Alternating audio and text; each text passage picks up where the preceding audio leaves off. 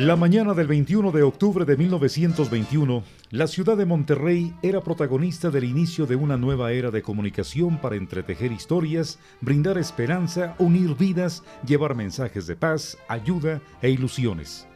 Esa enorme caja de sonido, como era llamada la radio en Estados Unidos, tomaba esa dimensión de grandiosidad no por su tamaño, sino porque estaba llegando a México y con ello llegaba también la oportunidad de transmitir mensajes con mucho corazón. Era la radio, un invento revolucionario de principios del siglo XX que comenzaba a traspasar las fronteras a través de las ondas sonoras, pero también a través de su predominio en otros países como el nuestro. Fue en 1930 cuando la XEW, la voz de la América Latina, marcó la pauta de la radio comercial en nuestro país. Era la era de la radio.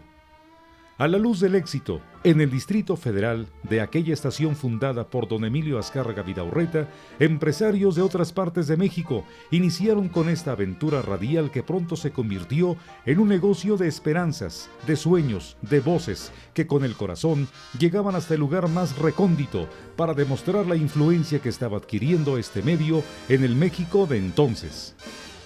Fue en 1937 cuando llegó la radio a nuestra ciudad, Irapuato. Don Alfonso Martínez Vela fue el primer explorador de esa expedición que a 67 años sigue siendo día a día un encuentro de emociones con el radioescucha. Era la XEBO, Radio Variedades, primera en Irapuato, pero también primera en toda la entidad guanajuatense.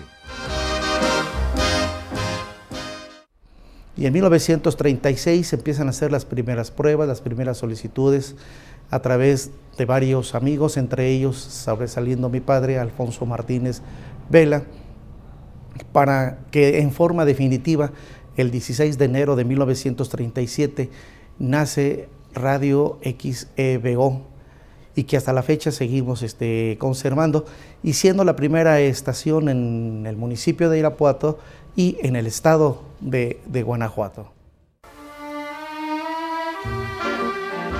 Para 1937, la radio no era un negocio lucrativo en Irapuato, tampoco era el más boyante, pero sí el más innovador. Pese a las limitaciones de equipo que con el paso del tiempo se fue alimentando con la tecnología, los sueños lograban transmitirse y las imágenes podían recrearse en la mente del radioescucha con tan solo mover una perilla, la del aparato de radio. Con ello comenzaban las historias de las que todos los oyentes se volvían un poco protagonistas. Empezaban los comerciales que marcaban una pauta en la programación en vivo, pero también patrones de consumo cotidiano.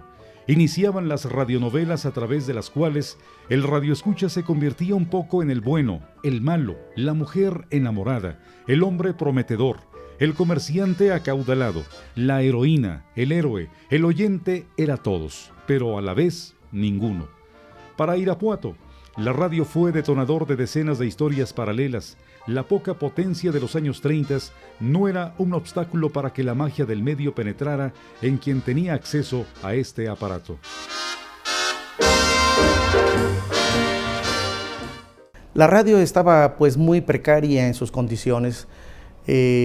Veamos que teníamos un transmisor de 50 watts, después subió a 100 watts el transmisor. Realmente había muchos programas en vivo, no había muchos acetatos que tocar. Los locutores eran en vivo, hablaban los anuncios, los comerciales, y los separaban con el clásico xilófono. Separaban un comercial de otro con un xilófono. Entonces vinieron, pues ya empezaron a salir poco a poco los discos de esas pastas gruesas, negras, y empezaron a salir también los de 45 revoluciones. Pero momentáneamente, para poder tener una actividad radiofónica, meramente radiofónica, pues hubo necesidad de contratar locutores, guionistas, argumentistas, artistas, que vinieran a darle toda esa proyección que en México se estaba dando, porque estaba floreciendo poco a poco la famosa edad de oro de la radio en XCW. Los sueños seguían tejiéndose. Decenas de irapuatenses acudían diariamente a ser parte de la ilusión en vivo. El teatro estudio de la XEBO Radio Variedades recibía a aquel oyente que quería ser parte del romanticismo, de las canciones interpretadas por grupos musicales en vivo, de los comerciales que igual invitaban a comprar cigarros, colchones, jabones, pero que al presentarse en radio se convertían en cómplices de la magia.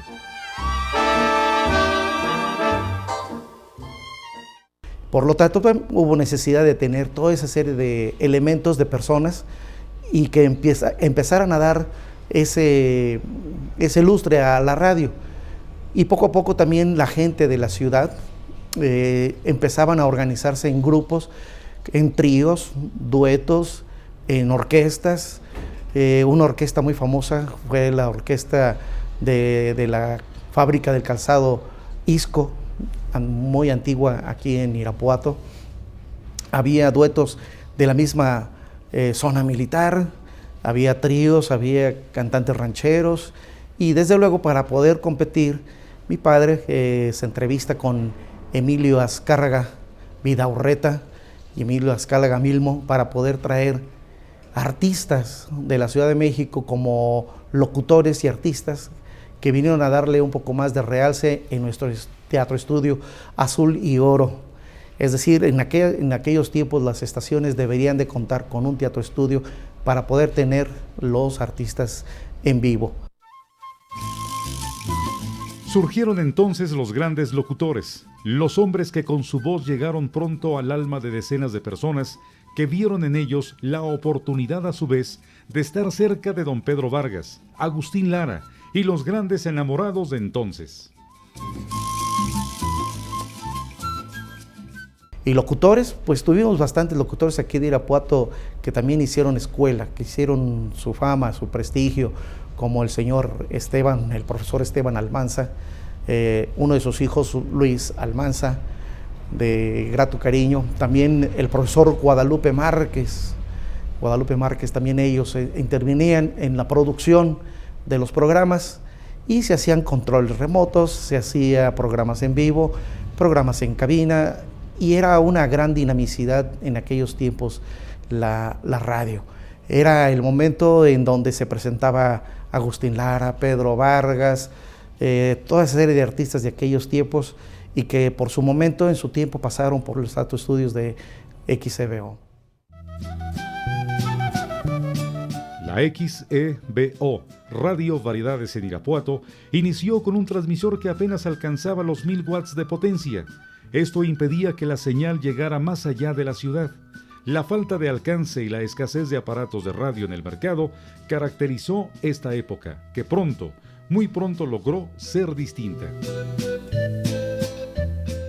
En aquellos tiempos no estaba estandarizada la compra-venta de radios por parte de las tiendas electrodomésticas. No había muchos radios, sino que fueron extendiendo y expandiéndose poco a poco. Ya a la altura de 1945, 1950 empiezan a aparecer otro tipo de radios, y es cuando nosotros empezamos a aumentar nuestra potencia de 1000 a 2500 y posteriormente pasamos ya en los 60 a 5000 watts de potencia. Estos 5000 watts de potencia con una potencia omnidireccional, pues no solamente ya está entrando a los hogares de Irapuato, sino prácticamente al sureste del estado de Guanajuato, lo que es Abasolo, Pénjamo, Pueblo Nuevo, Cuerámaro, Guanímaro. Toda esa región es la que escucha propiamente XEBO Radio Variedades. Así, sin un visado específico, sin trabas para cruzar puertas, sin muros que impidieran el acceso al lugar más recóndito, la radio comenzó a consolidarse no solo en el gusto del público irapuatense, sino también en el corazón.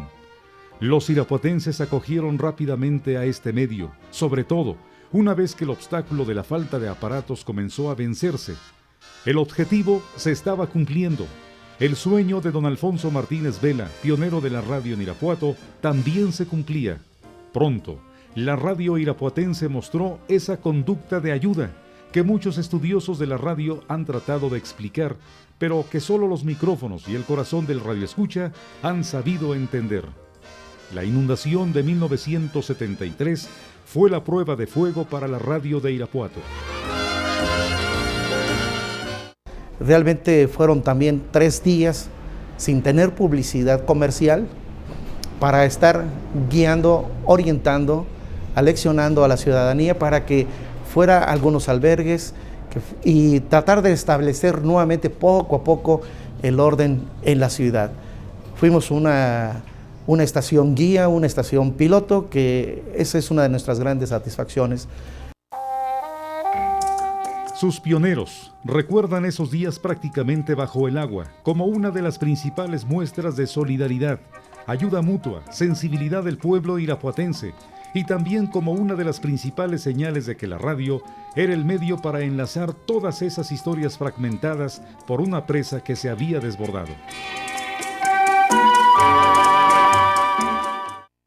Amigos, la 1 de la tarde con 32 minutos aquí en Radio Variedades, exactamente la 1 con 32 minutos. Un saludo a todos los amigos de San José de Marañón, municipio de Valle de Santiago, Guanajuato. No se les olvide que ahí es el baile ese 18 de diciembre con Cuisillos y Pancho Barraza. Pero vamos a la música. Chuyín Barajas y su banda Azucarada les presentan aquí en XBO otra vez Dos Corazones.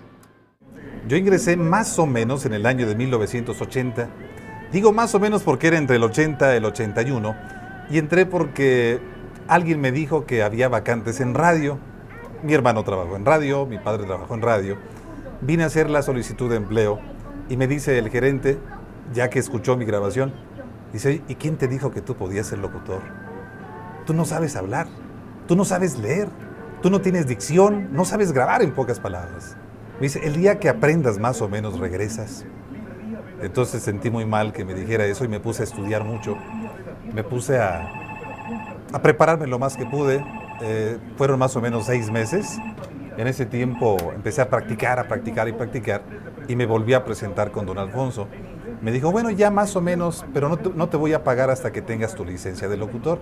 Entonces una cosa me llevó a la otra. Ya cuando conocí la radio, no la pude dejar.